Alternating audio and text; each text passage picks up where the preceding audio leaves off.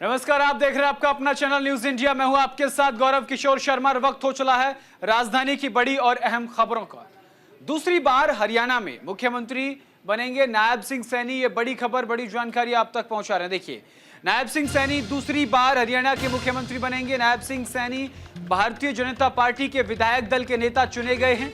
केंद्रीय गृह मंत्री अमित शाह की मौजूदगी में यह चुनाव हुआ। आपको बता दें कि राज्यपाल के समक्ष सरकार बनाने का दावा पेश किया गया। हरियाणा में कल मुख्यमंत्री का शपथ ग्रहण समारोह होगा। हरियाणा में नायब सिंह सैनी ही मुख्यमंत्री बने रहेंगे। पंचकुला में भारतीय जनता पार्टी के विधायक दल की बैठक में उन्हें नेता चुना गया है। बैठक में विधायक कृष्ण बेदी ने नायब सिंह सैनी के नाम का प्रस्ताव रखा, जिसका अनिल विज और आरती राव ने समर्थन किया। फिर सभी विधायकों ने नायब सिंह सैनी के नाम पर सहमति दे दी। इसके बाद केंद्रीय गृह मंत्री अमित शाह ने नायब सैनी के सर्वसम्मति से विधायक दल का नेता चुने जाने की घोषणा की। शाह ने कहा कि हरियाणा की स्थापना से लेकर अब तक कोई भी मुख्यमंत्री लगातार तीसरी बार सफल नहीं हुआ। युवा नायब सैनी के नेतृत्व में हम तीसरी बार चुनाव जीत पाए। मैं परिपक्व के रूप में यहाँ मुझे भारतीय जनता पार्टी के राष्ट्रीय अध्यक्ष ने भेजा है। अभी हरियाणा नए चुने हुए विधायक दल की बैठक हुई। उसमें सर्वानुमत एक ही प्रस्ताव मिला है, जो किशन कुमार बेदी जी और अनिल विज जी ने रखा। हमारे पूर्व मुख्यमंत्री श्री नायब सिंह जी का, मैं नायब सिंह जी को विधायक दल के नेता के रूप में चुना हुआ और आप सभी को बहुत बहुत बधाई देता हूं। हमारी डबल इंजन की सरकार नीतियों को जन जन तक पहुंचाने का काम किया है और इतना बड़ा विश्वास जो हरियाणा की जनता ने आज तीसरी बार कंटिन्यूटी के अंदर ये भारतीय जनता पार्टी के ऊपर किया है। ये विश्वास ये नरेंद्र मोदी जी की नीतियों का विश्वास है। ये नरेंद्र मोदी जी की ही गारंटी है, जिसके ऊपर आज हरियाणा ने विश्वास किया है। और ये प्रण हरियाणा के लोगों ने लिया है कि हम मोदी जी के उस संकल्प को 2047 तक जो विकसित राष्ट्र बनाने का संकल्प आदरणीय मोदी जी ने लिया है, उसको आगे बढ़ाने का हम कार्य करेंगे।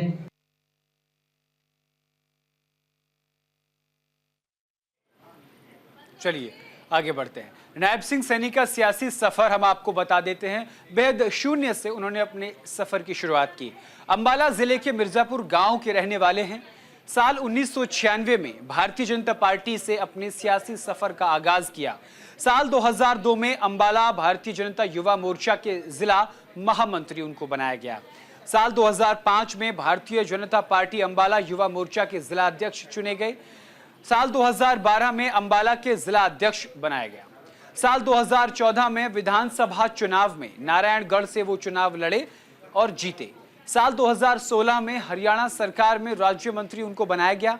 साल 2019 में कुरुक्षेत्र से लोकसभा का चुनाव लड़े और जीते। 27 अक्टूबर साल 2023 को हरियाणा बीजेपी अध्यक्ष की जिम्मेदारी उनको सौंपी गई। 12 मार्च 2024 को हरियाणा के 11वें मुख्यमंत्री के तौर पर उन्होंने शपथ ली और अब कल से उनका हरियाणा के मुख्यमंत्री के तौर पर दूसरा कार्यकाल शुरू हो जाएगा।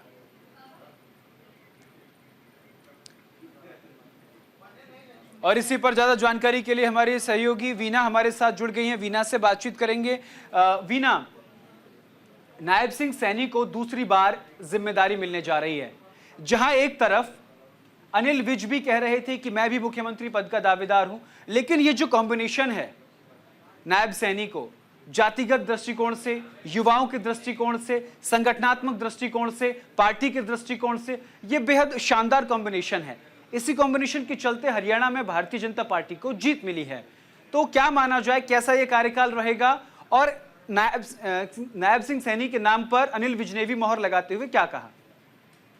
जी गौरव, बिल्कुल तीसरी बार भाजपा ने हैट्रिक मारी है और तीसरी बार हरियाणा में भाजपा की सरकार आई है। ये अपने आप में बहुत बड़ी कामयाबी जो हरियाणा सरकार को मिली है। 8 अक्टूबर को भाजपा ने बहुमत हासिल किया था और 48 सीटें जीती थी, जिसके चलते कल आज जो है विधायक दल की जो बैठक चंडीगढ़ पंचकुला में हुई है, सभी विधायक और गृह मंत्री अमित शाह वहां पर मौजूद थे, प्रदेश अध्यक्ष मोहन लाल बड़ोली भी वहां पर मौजूद थे और पूर्व मुख्यमंत्री मनोहर लाल खट्टर भी वहां पर मौजूद थे और सुरेंद्र पुनिया चुनाव प्रभारी वो भी वहां पर मौजूद थे।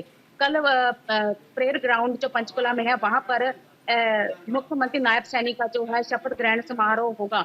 अगर हम बात करें जिस तरह से मुख्यमंत्री नायब सैनी दूसरी बार ये शपथ ग्रहण दूसरी बार मुख्यमंत्री चुने गए हैं, कहीं ना कहीं एक युवा चेहरा जरूर है, लेकिन इससे पहले जो अनिल विज है वो भी सीएम बनने का दावा ठोक चुके थे और राव इंद्रजीत है वो भी सीएम बनने का दावा ठोक चुके थे, क्योंकि अहिरवाल जो बेल्ट थी उन्होंने कहा था कि उनका जो सीएम होगा उनके इलाके का होगा। लेकिन अगर हम बात करें तो आज सुबह जब आज सभी जितने भी विधायक दल के जो नेता थे उन सबको चंडीगढ़ में पहले ही बुला लिया गया ताकि शपथ ग्रहण समारोह में सभी पहुंच सके और किसी भी तरह की हिदायत हो जो उनको दी जा सके। आज विधायक दल की जो बैठक हुई आज सुबह उसमें अमित शाह मौजूद थे, तो उन्होंने बताया कि कृष्ण बेदी और जो अनिल विज हैं जो पूर्व गृह मंत्री रह चुके हैं हरियाणा राज्य के, उन्होंने कहा है कि उन्होंने नायब सैनी को अपना नेता चुना है, जिसके बाद अमित शाह ने नायब सैनी को बुके देकर उनका स्वागत भी किया और उनको कहा गया कि आज से वो हरियाणा के मुख्यमंत्री हैं और उनको कृष्ण बेदी और जो नील ने विधायक दल का नेता चुना उस पर सबने सहमति जताई और उनको नायब सैनी को मुख्यमंत्री बनाया गया है, विधायक दल का नेता चुना गया है। कल परेड ग्राउंड में वो शपथ भी लेंगे और वहां पर प्रधानमंत्री नरेंद्र मोदी भी शामिल होंगे। अगर हम बात करें तो आज रात को मुख्यमंत्री नायब सैनी की ओर से जितने भी यहाँ पर विधायक बुलाए गए उनके लिए डिनर भी रखा गया है। अभी जो अमित शाह है वो दिल्ली वापस लौट चुके हैं, लेकिन रात को 11 बजे वो फिर हरियाणा में आएंगे और कल सुबह पंचकुला में शपथ ग्रहण समारोह में शामिल होंगे। वहां पर प्रधानमंत्री नरेंद्र मोदी, अमित शाह, प्रदेश अध्यक्ष मोहन लाल बड़ोली, सुरेंद्र पुनिया और मुख्यमंत्री नायब सैनी जो वो वहां पर मौजूद रहेंगे। लगभग 50,000 लोगों के आने की जो उम्मीद है और पूरी तरह से ये सारे इंतजाम जो चल रहे हैं। अगर हम बात करें जातीय समीकरणों की तो जिस तरह से नायब सैनी ने अपने वादों को लेकर जिस तरह से जनता में गए थे और बहुत बड़े लीड के साथ इन्होंने लाडवा की जीत हासिल की। जी वीना, कल नायब सिंह सैनी के साथ साथ और कौन कौन मंत्री पद की शपथ ले रहे हैं? कैबिनेट का नाम सामने आया है, उनके साथ और कौन कौन शपथ लेंगे और क्या अनिल विज को बड़ी जिम्मेदारी दी गई है, क्या दी जानी है, इसको लेकर कोई खबर? जी गौरव, बिल्कुल अभी तक वहां पर सभी विधायकों को बुला तो लिया गया है, लेकिन अभी तक मंत्रिमंडल के बारे में कोई भी बात नहीं की गई है, क्योंकि अभी सिर्फ शपथ ग्रहण समारोह जो है नायब सैनी का ही बताया गया है। अभी मंत्रिमंडल के बारे में कोई भी सूचना नहीं दी गई है। लेकिन जिस तरह से कल प्रधानमंत्री नरेंद्र मोदी भी आ रहे हैं, हो सकता है कल मंत्रिमंडल के विस्तार को लेकर चर्चा भी की जाए और उन नामों पर भी चर्चा की जाए जिनको जो है जो मंत्रिमंडल में उनको लाया जाएगा। अभी इसके बारे में हमें कल तक इंतजार करना होगा, क्योंकि कल एक बहुत बड़ा दिन भी है और तीसरी बार जो है भाजपा अपना मुख्यमंत्री लाने जा रही है और कल हो सकता है अपने मंत्रालय का विस्तार। जी वीना, जिस तरीके से राजस्थान, मध्य प्रदेश, छत्तीसगढ़ में भारतीय जनता पार्टी ने, यहाँ तक कि उत्तर प्रदेश में भी 2+1 का फॉर्मूला है, या क्या हरियाणा में ऐसा कुछ तस्वीर बनती हुई नजर आ रही है? क्या ऐसा कुछ फॉर्मूला दिख रहा है वहां पर? बिल्कुल गौरव, जिस तरह से हरियाणा के, अगर हम मध्य प्रदेश की, यूपी की, अगर हम झारखंड की, छत्तीसगढ़ की बात करें तो जिस तरह की सरकार वहां पर चल रही है, लेकिन अभी हम बात करेंगे तो नायब सैनी जिस तरह के वादों को लेकर जनता के बीच गए, उनका ये कहना है कि हरियाणा में भी उस तरह से विकास किया जाएगा, क्योंकि उन्होंने ये कहा है कि 24,000 पहले भर्तियां होंगी, उसके बाद ही मैं शपथ लूंगा। कहीं ना कहीं जो नायब सैनी है अपने वादों और इरादों के पक्के हैं। जिस तरह से जनता ने उनको चुनकर हरियाणा में फिर से एक बार तीसरी बार मुख्यमंत्री का चेहरा जो उनको दिया है दूसरी बार, कहीं ना कहीं बहुत बड़ी बात हरियाणा के लिए बनती। जी, और ये देखने वाली बात होगी अनिल विज को किस तरीके से मनाया गया है। कुछ ऐसी खबरें सामने आ रही हैं कि अनिल विज को बड़ी जिम्मेदारी दी जा सकती है, इसीलिए वो मान गए हैं। जी गौरव, बिल्कुल, क्योंकि अगर हम बात करें तो कल तक तो ये अटकलें लगाई जा रही थी कि जो अनिल विज है उन्होंने भी ये कहा था कि मैं भी एक वरिष्ठ नेता हूँ, पार्टी का सीनियर लीडर नेता हूँ, और वो भी सीएम का दावा ठोक रहे थे कि उनको सीएम बनाया जाए। इससे पहले भी जब 6 महीने पहले जब उपचुनाव हुए थे मुख्यमंत्री को लेकर, तब भी अनिल विज नाराज हो गए थे और अपने घर पर आ गए थे। इसके अलावा बात करें तो राव इंद्रजीत भी थे जिन्होंने दावेदारी ठोकी थी। लेकिन अगर हम आज सुबह की बात करते हैं तो कहीं ना कहीं अनिल विज ने ये कहा था कि मैं अपनी दावेदारी को वापस लेता हूँ, जो फैसला हाईकमान करेगी उसके साथ ही चलेंगे। उनकी आपस में क्या बातचीत थी ये तो हम कुछ भी नहीं कह सकते, लेकिन कृष्ण बेदी और अनिल विज दोनों ने आपस में बिल्कुल सहमति जताई है कि जो विधायक दल का जो नेता होगा वो नायब सैनी होगा। उसी के बाद ये सारा प्रस्ताव जो है अमित शाह जो केंद्रीय गृह मंत्री उनके सामने रखा गया और मीटिंग में केंद्रीय मंत्री अमित शाह ने ये विधायक दल जी। के जो नेता वहां पर मौजूद जी थे वीना। उन्हीं के सामने कहा कि विधायक दल का नेता होगा जी। वो मुख्यमंत्री नायब सैनी जी। होंगे और सर मुख्यमंत्री नायब सैनी पंचकुला परेड ग्राउंड में बिल्कुल अभी जो ताज़ा जानकारी आपके माध्यम से दर्शकों तक पहुंचा रहे हैं वो यही है कि कल नायब सिंह सैनी ही मुख्यमंत्री पद की शपथ लेंगे। उनके साथ मंत्रिमंडल में और कौन कौन शामिल हैं इसको लेकर कोई जानकारी अभी निकलकर सामने नहीं आई, लेकिन आप बिना नजर बना के रखिएगा मंत्रिमंडल पर किस किस को शामिल किया जाएगा, कौन कौन उनके साथ शपथ ग्रहण समारोह में शामिल हो रहे हैं और किस किस को और शपथ दिलाई जाएगी। बहुत बहुत शुक्रिया बीना तमाम जानकारी के लिए। रुक करते आगे खबरों की ओर। शपथ ग्रहण समारोह से पहले नायब सैनी की बड़ी घोषणाएं सामने आई हैं। नायब सैनी ने कहा कि 24,000 युवाओं को वो नियुक्ति पत्र देंगे। ये देखिए हम आपको दिखा रहे हैं 24,000 युवाओं की भर्ती परीक्षा का रिजल्ट तैयार है। देखिए आपको दिखा रहे हैं लगातार 24,000 युवाओं की भर्ती परीक्षा का रिजल्ट तैयार है। शपथ ग्रहण से पहले नियुक्ति पत्र बांटेंगे। उन्होंने कहा कि जिस तरीके से मैंने वादा किया था वादे के मुताबिक शपथ ग्रहण समारोह बाद में होगा, पहले वो नियुक्ति पत्र बांटेंगे। यानी युवाओं को जो वादा हरियाणा में भारतीय जनता पार्टी की सरकार ने किया था अब उसे पूरा करने का समय आ गया है। जो 20 संकल्प लिए थे उन संकल्पों को पूरा करने की शुरुआत नायब सैनी ने कर दी है। आपको बता दें कि उन्होंने कहा कि कार्यवाहक मुख्यमंत्री नायब सिंह सैनी हरियाणा के नए मुख्यमंत्री के तौर पर कल शपथ लेंगे। दूसरी बार मुख्यमंत्री के तौर पर सैनी सरकार के शपथ ग्रहण की तैयारियां जोरों पर हैं, लगभग पूरी हो चुकी हैं। इस शपथ ग्रहण समारोह में प्रधानमंत्री नरेंद्र मोदी समेत भारतीय जनता पार्टी के कई वरिष्ठ नेता शामिल होंगे।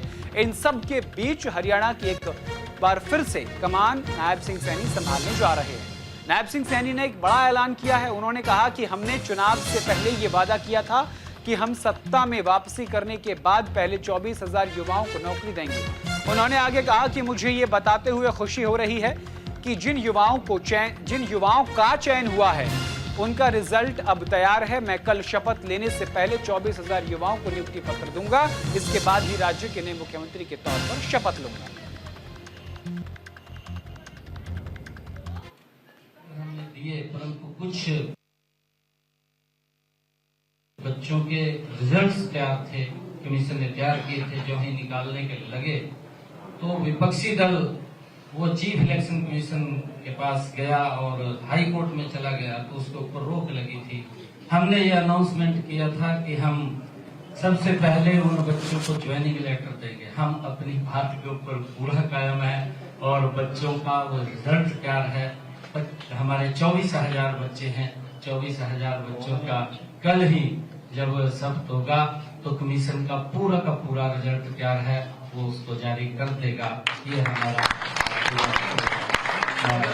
जो वायदा था उस वायदे को भारतीय जनता पार्टी जो बोलती है उसको पूरा करती है और कल ही उन सभी 24,000 बच्चों के रिजल्ट जारी हो जाए। 17 अक्टूबर को नायब सैनी का शपथ ग्रहण समारोह का आयोजन किया जा रहा है। शपथ ग्रहण समारोह को भव्य बनाने के लिए तमाम तैयारियां पूरी कर ली गई हैं। आपको बता दें कि कार्यक्रम में प्रधानमंत्री नरेंद्र मोदी सहित कई राज्यों के मुख्यमंत्री भी शामिल होंगे। नायब सैनी ने शपथ ग्रहण स्थल का मुआयना किया है, जायजा लिया है। मुख्य सचिव सहित आपको बता दें कि राजनीतिक क्षेत्र से भी कई बड़े नेता मौजूद रहेंगे। आपको बता दें कि जब उन्होंने जायजा लिया उस दौरान मुख्य सचिव मौजूद रहे। तैयारियां पूरे जोर शोर से चल रही हैं। भव्य समारोह करने की पूरी योजना है। पूरी बड़ी स्टेज लगाई गई है और जो भारत प्रदेश के कई राज्यों के मुख्यमंत्री, उप मुख्यमंत्री, गवर्नर साहिबान, केंद्रीय मंत्रीगण के आने की उम्मीद है। इसके अंदर माननीय प्रधानमंत्री महोदय 17 अक्टूबर को यानी कल पंचकुला में प्रधानमंत्री नरेंद्र मोदी का आगमन होगा और नायब सैनी के शपथ ग्रहण समारोह में प्रधानमंत्री नरेंद्र मोदी शामिल होंगे। आपको बता दें कि प्रधानमंत्री नरेंद्र मोदी के आगमन को लेकर ट्रैफिक एडवाइजरी भी जारी कर दी गई है। आम नागरिकों के लिए कुछ रूटों को भी बंद किया गया है।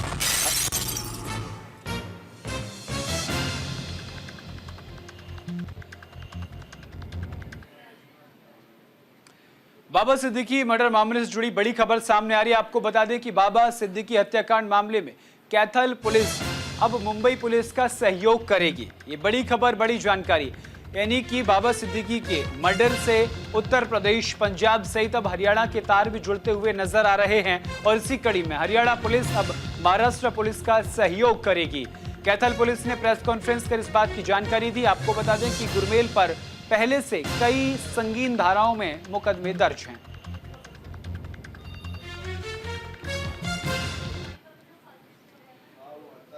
हरियाणा के फरीदाबाद में किसानों को इस साल भी डीएपी खाद के लिए परेशानी झेलनी पड़ सकती है। 10 दिनों से इफ्को और हैफेड के केंद्र पर डीएपी खत्म हो चुकी है। सेल्स मैनेजर इफ्को केंद्र टेक राम ने बताया कि यूरिया खाद सेंटर पर एक दिन पहले ही ये डीएपी खत्म हो चुकी है, लेकिन डीएपी नहीं है। सेंटर पर डीएपी कब तक आएगी, इसकी फिलहाल कोई सूचना नहीं है। वहीं किसानों ने कहा कि पिछले 10 दिनों में खाद के लिए चक्कर लगा रहे हैं, लेकिन डीएपी खाद नहीं मिल रही। किसानों ने कहा कि अगर डीएपी नहीं मिली तो फसल लेट हो जाएगी।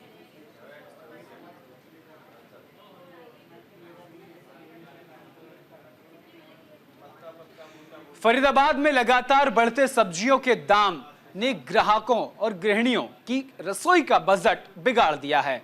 त्योहारी सीजन में महंगी सब्जियों ने लोगों का जीना मुहाल कर दिया है। आपको प्याज का दाम बताते हैं। प्याज 60 रुपए किलो तो टमाटर 100 का आंकड़ा पार कर चुका है। आपको बता दें कि इन दिनों कोई भी सब्जी 60 रुपए किलो से कम नहीं बिक रही है। हालात ये हो चले हैं कि अब प्याज और टमाटर थाली से, गरीब लोगों की थाली से, मध्यम वर्ग के लोगों की थाली से टमाटर और प्याज गायब हो गई है। टमाटर की बात करें तो पिछले 15 दिनों में इसके भाव आसमान छू रहे हैं। ये सबसे पहले तो भैया क्या है, सबसे ज़्यादा यूज़ होने वाला घर में सारी सब्जियों के साथ में यूज़ होता है जो है टमाटर। और दूसरी चीज़ क्या है, दूसरी चीज़ लहसुन है तुम्हारा। दोनों चीज़ें महंगी हैं, प्याज भी महंगी है। आज की डेट में तुम्हारा लहसुन 280 रुपये किलो बिक रहा है। और टमाटर है, टमाटर 100 रुपये किलो है, 90 रुपये किलो भी है। और जो बिल्कुल ज़्यादा छोटी गोली टाइप का जो टमाटर आता है वो 60-70 रुपये किलो बिक रहा है। भैया इसमें कुछ नहीं कह सकता, हो सकता है पीछे से ट्रांसपोर्टर पर माल कमा रहा है, पीछे से किसानों के पास माल कम है, इसीलिए माल कमाने के कारण से सौदे महंगे हैं। और कुछ क्या आड़तों पर सौदे जब थोड़ी शॉर्टेज सी हो जाती सौदे की तो वो सौदे आड़ती महंगा करते। शिमला संजौली मस्जिद मामले में नया मोड़ सामने आया है। मस्जिद कमेटी ने वक्फ बोर्ड को पत्र लिखा है। अवैध मस्जिद के हिस्से को तोड़ने की इजाजत मांगी है। कोर्ट पहले ही इस मस्जिद को तोड़ने की इजाजत दे चुका है, तोड़ने के आदेश दिए थे। आपको बता दें कि शिमला के संजौली में अवैध मस्जिद को गिराने से पहले मस्जिद कमेटी ने वक्फ बोर्ड से इसकी अनुमति मांगी है। संजौली मस्जिद कमेटी के अध्यक्ष मोहम्मद लतीफ ने कहा कि ये प्रॉपर्टी वक्फ बोर्ड की है, इसीलिए वक्फ बोर्ड की परमिशन जरूरी है।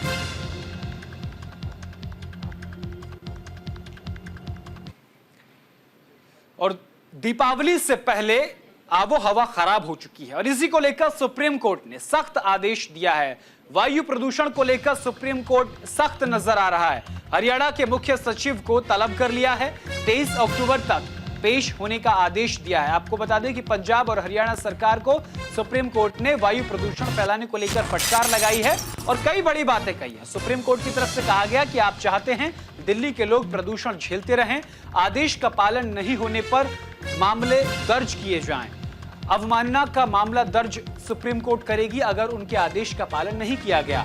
पिछले 3 सालों में कोई भी अभियोजन क्यों नहीं चलाए गए, ये भी पूछा है। वायु प्रदूषण को लेकर सुप्रीम कोर्ट लगातार सख्त है। शीर्ष अदालत ने हरियाणा सरकार को पिछले आदेश का पालन नहीं करने पर फटकार लगाई है। साथ ही चेतावनी दी है कि अगर आदेश का पालन नहीं किया गया तो वो हरियाणा के मुख्य सचिव के खिलाफ अवमानना का मामला दर्ज करेगी। सुप्रीम कोर्ट ने पराली जलाने के दोषी पाए गए अधिकारियों पर मुकदमा नहीं चलाने पर हरियाणा और पंजाब सरकारों को फटकार लगाई है। साथ ही राज्य के मुख्य सचिव को 23 अक्टूबर को पेश होने का स्पष्टीकरण देने को कहा है।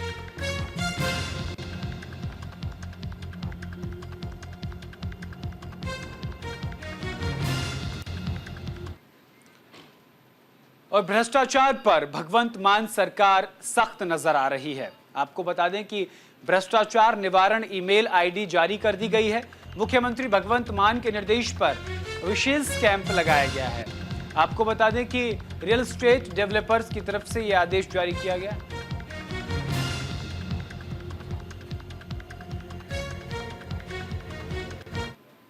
पंजाब विश्वविद्यालय में लगातार फीस में वृद्धि की जा रही है, जिसका खामियाजा स्टूडेंट्स को भुगतना पड़ रहा है। इसको लेकर सभी छात्र संगठनों ने मिलकर वाइस चांसलर ऑफिस के बाहर ज्वाइंट प्रोटेस्ट किया। छात्रों का कहना था कि यूनिवर्सिटी प्राइवेटाइजेशन की ओर बढ़ती जा रही है। मतलब अज का प्रोटेस्ट ज्वाइंट प्रोटेस्ट है। ये प्रोटेस्ट इस करके रखे गए, पंजाब यूनिवर्सिटी अथॉरिटी ने अलग अलग चीज़ों दी बहुत ज़्यादा फीसा वधा दी। एग्जामिनेशन फीस 3200 तो लैके 5000 ते कई कोर्सां की मतलब कई डिपार्टमेंटों के 12000 15000 भी हैगी है। इस तो इलावा PhD प्री PhD जो कोर्स वर्क आ वो 0 होंदा सी। इन्होंने 10,750 रुपया कर दिता। वो कुछ भी एडिशन नहीं, कुछ नहीं है, जस्ट कि हर चीज़ को इनक्रीज करना, एजुकेशन को प्राइवेट करना। ਅੱਜ ਅਸੀਂ ਇੱਥੇ ਜੁਆਇੰਟ ਪ੍ਰੋਟੈਸਟ ਰੱਖਿਆ ਇੱਕ ਜਿਵੇਂ ਜੋ ਮੰਗਾਂ ਨੇ ਵਿਦਿਆਰਥੀਆਂ ਦੀ ਵੀ ਇੱਥੇ ਫੀਸਾਂ ਲਗਾਤਾਰ ਵਧਾਈਆਂ ਜਾ ਰਹੀਆਂ ਨੇ। ਖਾਸ ਕਰਕੇ ਹੁਣ ਪਿਛਲੇ ਸਮੇਂ 'ਚ ਐਗਜ਼ਾਮੀਨੇਸ਼ਨ ਫੀ ਲੈਂਦੇ ਹਰ ਸਮੈਸਟਰ ਉਹ ਦੇਣੀ ਪੈਂਦੀ ਹੈ, ਹਰ ਸਾਲ ਨਹੀਂ ਹਰ ਸਮੈਸਟਰ। ਤੇ ਉਹ ਇਸ ਵਾਰ ਇਹਨਾਂ ਨੇ ਸਾਰੇ ਕੋਰਸਾਂ ਦੀ 2-2 300 ਤੇ ਕਈਆਂ ਦੀ ਜਿਵੇਂ ਮੈਡੀਕਲ ਕੋਰਸਿਸ ਨੇ ਉਹਨਾਂ ਦੀ ਬਹੁਤ ਹਜ਼ਾਰਾਂ 'ਚ ਵਧਾਈ ਹੈ। ਤੇ ਉਸ ਤੇ ਮਤਲਬ ਵਿਦਿਆਰਥੀਆਂ ਦੇ ਬਹੁਤ ਵੱਡਾ ਬੋਝ ਪਿਆ ਉਹਦੇ ਨਾਲ ਵੀ ਹਰ ਸਮੈਸਟਰ ਤੁਹਾਨੂੰ ਇੰਨੀ ਪੈਸੇ ਉੱਤੋਂ ਦੇਣੇ ਪੈਣਗੇ ਆਪਣੀ ਸਮੈਸਟਰ ਅਕੈਡਮਿਕ ਫੀ ਤੋਂ ਇਲਾਵਾ। ਤੇ ਇਸ ਤੋਂ ਬਿਨਾਂ ਵੀ ਜਿਵੇਂ ਇੱਥੇ ਲੰਮੇ ਸਮੇਂ ਤੋਂ ਨਾ ਹੋਸਟਲਾਂ ਨੂੰ ਲੈ ਕੇ ਧਾਂਦਲੀਆਂ ਚੱਲਦੀਆਂ ਨੇ। ਇੱਥੇ सीटां घट ने, इत्थे जिहड़े हॉस्टल्स ने वो कुड़ियां दे खास करके वो नवे नहीं बन। और फिलहाल के लिए मेरे साथ राजधानी एक्सप्रेस में इतना ही। देश और दुनिया की तमाम बड़ी और अहम खबरों के लिए देखते रहिए सिर्फ न्यूज़ इंडिया। नमस्कार।